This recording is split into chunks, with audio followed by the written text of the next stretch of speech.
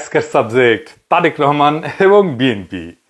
যদিও বিএনপি তারেক রহমান ওনাদের সম্পর্কে আলাপ করতে গেলে বিএনপি জেপে পড়ে আইসে, কিন্তু উপায় নাই। গোলাম হোসেন যেভাবে আপনারা বিএনপি কে চালিত করতেছেন ভুলভাল যুক্তি তর্ক দিয়া, না ধইরা উপায় নাই। আসেন প্রথমে শুরু করি বিএনপির প্রধান বুদ্ধিজীবী ফাহাম আব্দুল সালামের বচন দিয়া। উনি বলছেন তারেক রহমানের আয়ের উৎস জানতে চাওয়ার কোনো অধিকার নাই কারো। ওরে সর্বনাশ! আবারও বলছে তিনি যখন রাষ্ট্র ক্ষমতায় যাবেন তখন জানবেন। হ্যাঁ, আর আপনাকে নির্বাচনের আগে না জানাইলে আপনি ইচ্ছে হলে ভোট দিয়েন না। শোনেন আগে তার কথাগুলো শুনে নেন তার নিজের মুখে। আমি ব্যানে ব্যানে করছি না, শুনেন।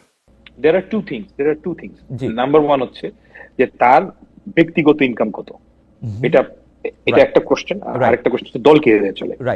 তার ব্যক্তিগত তারেক রহমান সাহেব কিভাবে চলে এটা আপনার জানার কোনো রাইট নেই। উনি যখন প্রধানমন্ত্রী হবে তখন আপনি যেতে পারেন, উনি যদি সংসদ সদস্য হয় তখন জানতে পারেন।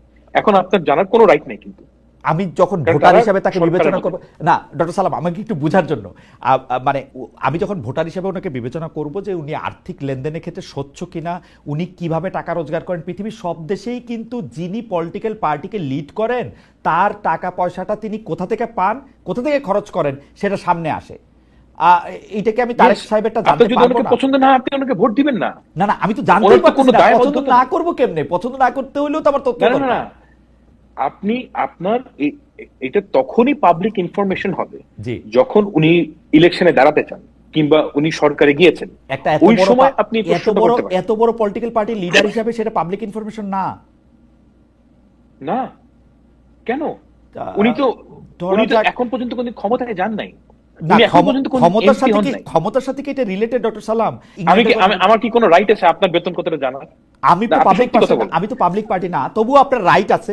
আপনি এটা জিজ্ঞেস করতে পারেন। মানে আমি রাইটের কথা বলতে চাই, যখন আপনি পাবলিক পারসন, মানে বিএনপির সর্বোচ্চ নেতা যদি পাবলিক পারসন না হন, এই পৃথিবীতে কে পাবলিক পারসন? পাবলিক পারসন এখানে প্রিভিয়াসি একটা বিষয় আছে। সেটা হচ্ছে কি আমার ইনকাম। হ্যাঁ অবশ্যই প্রিভিয়াসি একটা বিষয় আছে যে আমার ইনকাম কত। আপনি আমাকে বললেন, আপনি জিজ্ঞেস করলেন, বলবো না কেন? কারণ সেটা ফ্যান্টাস্টিক, এটা একটা প্রাইভেট বিষয়, রাইট? পলিটিক্যাল পার্টির লিডার হইতে গেলে আপনি একটা পাবলিক অফিস হোল্ড করেন আর না করেন, পলিটিক্যাল পার্টির লিডার হইতে গেলে আপনার আয় ব্যয় সম্পর্কে সকল কিছুই পাবলিকলি প্রকাশ করতে হয়। এটাই নর্মস। আমি জানি না যে মানে এর বাইরে আপনি যদি এই নর্মসটা ফলো না করেন সেটা আপনাকে ভোট দিন না। যারা কখনো বিতর্ক করেছে তারা মনে করে কনফিডেন্টলি ভুল ভাল কয়ে গেলেই রাজনৈতিক বয়ান তৈরি করা যায়। হ্যাঁ জি না, তা যায় না। হ্যাঁ, পায়খানাকে সোনা দিয়ে মুড়াই দিলে ওটা পায়খানাই থাকে। এর আগেও ফার্ম ভুল ভাল থিওরি কপসাইতো, আমি প্রাইভেটলি বলতাম। এখন আর প্রাইভেটলি বলার দায় নাই, তাই পাবলিকলি কই। ফার্মের এই তত্ত্ব কেন সোনায় মোড়ানো পায়খানা। নেতা রাষ্ট্রীয় পদে ছিলেন না, তাই আয় জানানো জরুরি না। এই যুক্তি শুধু বিভ্রান্তিকর না, এটা গণতন্ত্রের মূলে কুঠারাঘাত করা। তো ফাহাম বলছে যে নির্বাচিত হওয়ার পরে জনগণ জানতে চাইতে পারে, তার আয়ের উৎস জানাতে বাধ্য না। আপনি চাইলে ভোট দেন না।